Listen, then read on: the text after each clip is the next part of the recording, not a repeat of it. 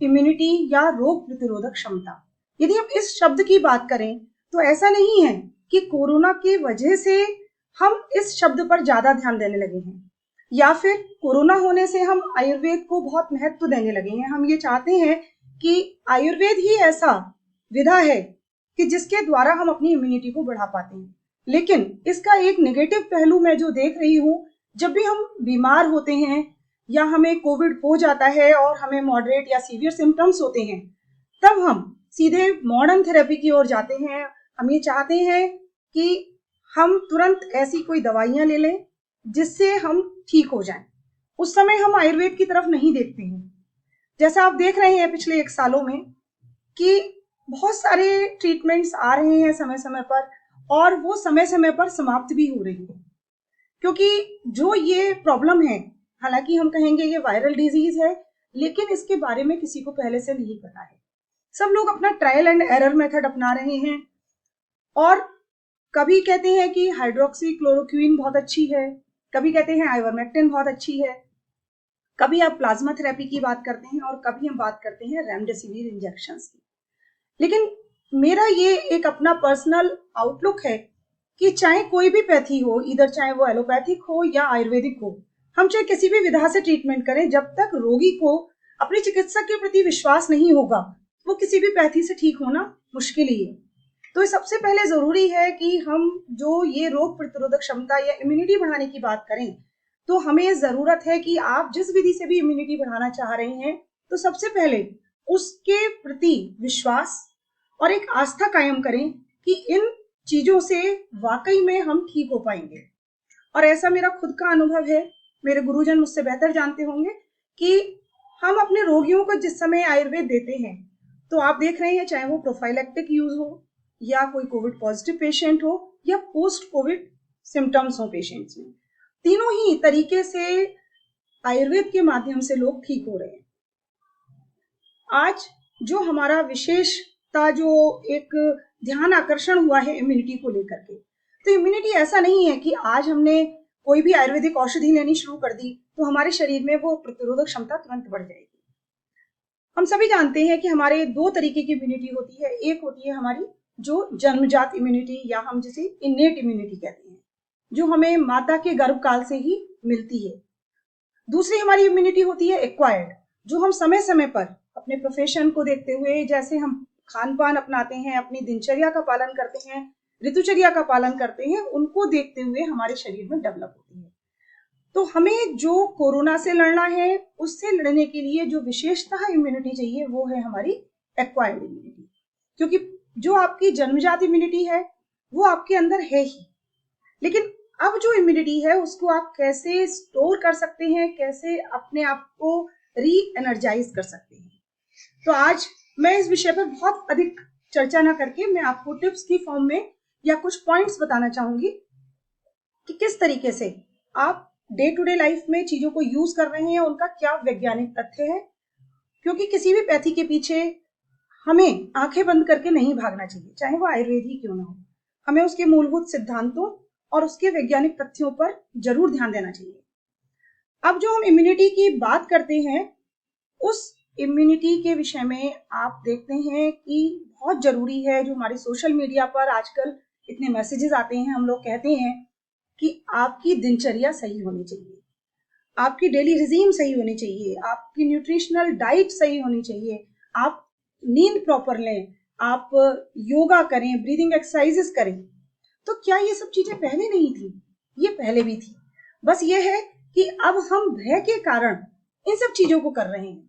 हमें ये लगता है कि आज हम उठ करके ये काम नहीं करेंगे तो कहीं बाहर निकलते कोरोना हमें ना पकड़ ले, या कहीं पड़ोसी को भी हो जाएगा कोरोना तो हम इतने भयभीत हो जाएंगे कि कहीं उसके घर की दीवारें खिड़कियां तोड़ करके हमारे घर ना घुस आए। तो एक जो महत्वपूर्ण चीज है इसमें, वो है जो लोगों के मन में भय व्याप्त हो गया। हमें इसमें 2-3 चीजों पर ध्यान देना जरूरी है कि आप अपनी, जो पहली बात है कि दिनचर्या को आप अपनी मेंटेन रखें। जो हमारे आचार्यों ने, ऋषि मुनियों ने 5000 वर्ष पहले ही इसके विषय में पूरे संहिताओं में लिख डाला है कि आप यदि आयुर्वेदिक दिनचर्या को फॉलो करेंगे, यदि आप सीजनल रिजीम को जैसे आपकी जो जो ऋतु चेंज हो रही है उसके अकॉर्डिंग यदि आप अपना खान पान व्यवस्थित रखेंगे तो आप 100 वर्षों तक दीर्घायु रहेंगे, आपको कोई बीमारी छू नहीं सकती है। और आप देखते हैं इतने सारे जो लाइफस्टाइल डिसऑर्डर्स हो रहे हैं, आज तो हम केवल बात कर रहे हैं कोरोना की, लेकिन आप देखें हाइपरटेंशन है, ओबेसिटी है, शुगर है, किडनी प्रॉब्लम्स है, मेटाबॉलिक डिसऑर्डर्स है, कोलेस्ट्रॉल हाई होना है, हार्ट प्रॉब्लम्स है, ये एक बहुत बड़ा ढांचा है जिसमें हम देख रहे हैं हजारों लोग डेली मर जाते हैं, लेकिन वो चीज हमें पता ही नहीं चलती कि ये हमारी लाइफस्टाइल प्रॉब्लम्स हैं। तो मैं ये कहूंगी कि ये कोरोना को यदि हम पॉजिटिवली लें तो कोरोना ने हमें अपने जीवन को परिवर्तित करना सिखाया है। उसने हमें ऐसी चीजों से हमें एक आईना दिखाया है कि यदि आप भविष्य में रुकेंगे नहीं, आप ठहरेंगे नहीं, भागते चले जाएंगे केवल आपाधापी की जिंदगी में, तो आपके लिए प्रकृति ऐसी चीजें लिए खड़ी है कि जिसका आप सामना कर नहीं पाएंगे। चाहे आप कोई भी मेडिसिन बना लें, चाहे आप वैक्सीन बना लें, लेकिन जब तक आप अपने शरीर के लिए काम नहीं करेंगे तब तक आप उस पर विजय प्राप्त नहीं कर पाएंगे। तो अब जो हम 3 चीजों को लेकर चलते हैं, हम आजकल कह रहे हैं कि सोशल डिस्टेंसिंग रखिए, आप मास्क पहनिए या वैक्सीनेशन करिए। तो एक वर्ड को मैं थोड़ा सा चेंज करना चाहूंगी कि जो हम बात करते हैं सोशल डिस्टेंसिंग, तो यहाँ पर आप सोशल डिस्टेंसिंग मत करिए। सोशल सबसे मिलिए, दूर से मिलिए, गैजेट्स के थ्रू मिलिए, फोन से बात करिए, लेकिन फिजिकल डिस्टेंसिंग रखिए। हमें इस वर्ड को थोड़ा चेंज करना होगा कि जब हम दूसरे से बात करें तो आपस में हम एक डिस्टेंस रखें, लगभग 10 मीटर तक की हम डिस्टेंस रखें, क्योंकि एक ड्रॉपलेट इन्फेक्शन है जो दूसरे से हमें भी लग सकता है। हमें दूसरे की सहायता करनी है लेकिन अपना बचाव करते हुए। ऐसा नहीं करना है कि परिवार में किसी सदस्य को हो गया तो हम उसे हाथ भी नहीं लगा रहे हैं, आप उसको आइसोलेट करेंगे लेकिन उसकी हेल्प भी करेंगे। तो कोरोना हमें बहुत सारी चीजें सिखा भी रहा है। हमें क्या करना है, जो आप इम्यूनिटी की बात कर रहे हैं, इसमें सबसे पहले आचार्यों ने हमारे कहा कि आप सुबह उठ करके उष्ण जल का पान करें।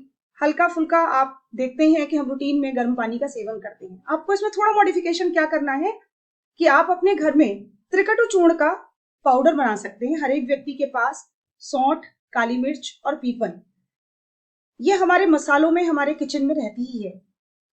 तो हम केवल आज यहाँ पर इस तरीके की चीजों के विषय में ही डिस्कस करेंगे जो आपको आसानी से आपके रसोई घर में भी उपलब्ध हो। यहाँ तक कि कहिए कि जो हमारी रसोई है, हमारी दादी माँ का खजाना, हमें प्रकृति ने इतनी चीजें दी हैं, इसीलिए भारतवर्ष ऐसा देश कहा गया है कि आप देख रहे हैं कि विदेशों में लोग ज्यादा परेशान हो रहे हैं, लेकिन भारत में लोग इतनी महामारी फैलने के बावजूद भी ठीक हो रहे हैं। लगभग 85% तक लोग ठीक हो पा रहे हैं, और जिनमें थोड़ा सीवियर कंडीशन है वो भी आराम से ठीक हो रहे हैं।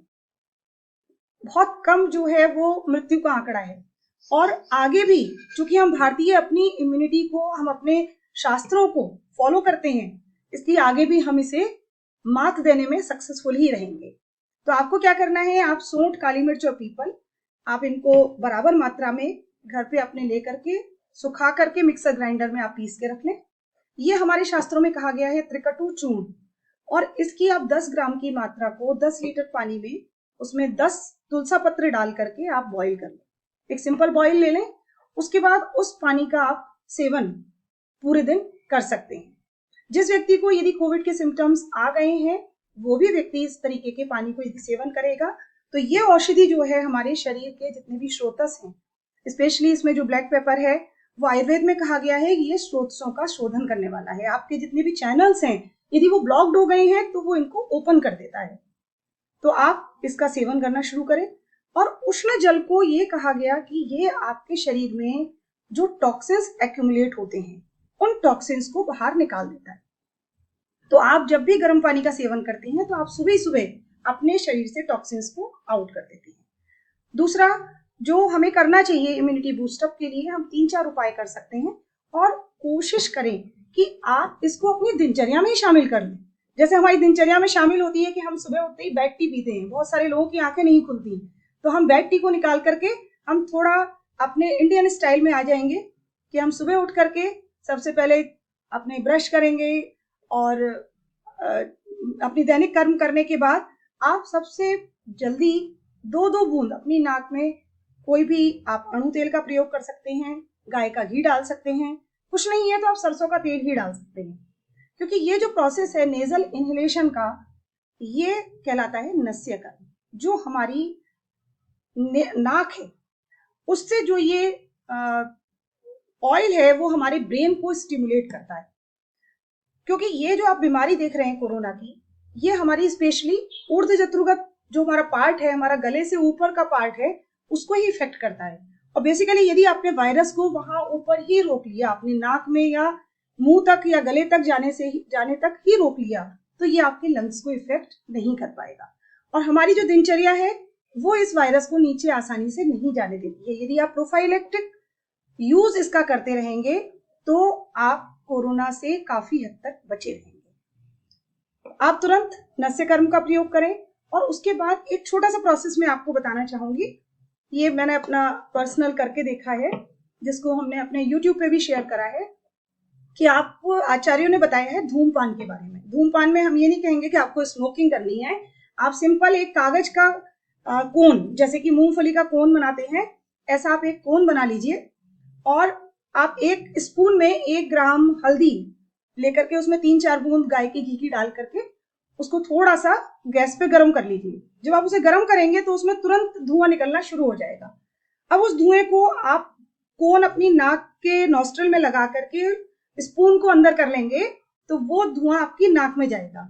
करना क्या है, आपको केवल 3 बार आप इनहेल करें। जैसे कि आपने बाय नॉस्ट्रल से करा 3 बार इनहेल, उसको आप मुंह से एक्सहेल कर लें।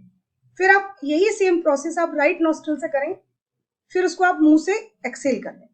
तो 3-3 बार के 3 राउंड आप लेफ्ट साइड से करें, फिर राइट साइड से करें। तो इसको आचार्यों ने कहा है हमारे प्रायोगिक धूमपान। और चूंकि हल्दी के अंदर कर्क्यूमिन एल्कलॉइड भी है और ये एंटीवायरल, एंटीफंगल, एंटीबैक्टीरियल और एंटी इन्फेक्टिव का काम करती है, तो आप इसका प्रयोग यदि करते हैं तो यदि गले में आपके हल्का फुल्का इन्फेक्शन है या वायरस पहुंच भी गया है तो वो तुरंत डेड हो जाएगा। और तीसरी प्रक्रिया है हमारी स्टीम इनहेलेशन। स्टीम लेने से जितने हमारे साइनसेस हैं, आप देख रहे हैं हमारे ये जो होते हैं पैरानेजल साइनसेस हैं, और हमारे जो फ्रंटल और मैक्सिलरी साइनसेस हैं वो सारे हमारे ओपन होते हैं। जब भी कभी हमारे सिर में भारीपन होता है या हमारी नोज ब्लॉक होती है, तब हम कहते हैं कि आप स्टीम ले लीजिए। अब स्टीम लेने के साथ हम उसकी कुछ वेपर्स भी चाहते हैं, तो यदि आप पे कुछ नहीं है तो आप प्लेन वाटर की लें, और यदि कुछ है तो आप उसमें अजवाइन है, पुदीना है, या टी ट्री ऑयल है, जोजोबा ऑयल है, ऐसी कोई भी तीक्ष्ण औषधि आप उसके अंदर डाल सकते हैं। आप लौंग भी डाल सकते हैं, क्योंकि इनके अंदर जो भी एसेंशियल ऑयल्स हैं, जो भी एल्कलॉइड्स हैं, वो हमारे मतलब इनहेल करने पर हमारी बॉडी के अंदर फायदा पहुंचाती है। और एक चीज मैं कहूंगी कि हम सभी लोगों को क्या करना चाहिए, हम सभी लोगों को धूपन प्रक्रिया अपने घरों में जरूर शुरू करनी चाहिए। आप देखते हैं कि आजकल हम ऑल आउट लगाते हैं या हम हिट छिड़कते हैं या मॉर्टीन यूज करते हैं, लेकिन उसकी जगह यदि आप आयुर्वेदिक धूपन का प्रयोग करें तो ये पैसिव इनहेलेशन करता है हमारे शरीर में। वो जो औषधियां हैं हमारी आयुर्वेदिक, वो हमारे वायुमंडल को शुद्ध करती हैं, हमारी जितना भी हमारे शरीर में ऑक्सीजनेटेड ब्लड है उसको प्यूरिफाई करती हैं, और वो हमारे शरीर के अंदर जाकर के हमारे सारे सिस्टम को मजबूत बनाती हैं, हमारी रोग प्रतिरोधक क्षमता को भी मजबूत करती हैं।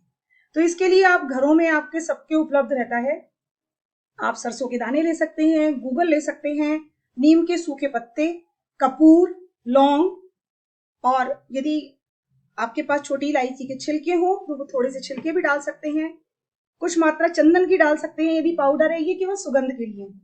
लेकिन यदि आप सरसों, राई, गूगल, लौंग, कपूर, इन सब चीजों को मिलाकर भी एक उपले के ऊपर डाल करके थोड़ा घी डाल देंगे और उसका धूपन एक बार घर में कर देंगे, तो मैं समझती हूँ कि उससे आपका वायुमंडल भी शुद्ध होगा और आप जो है वो पैसिव इनहेलेशन भी कर पाएंगे।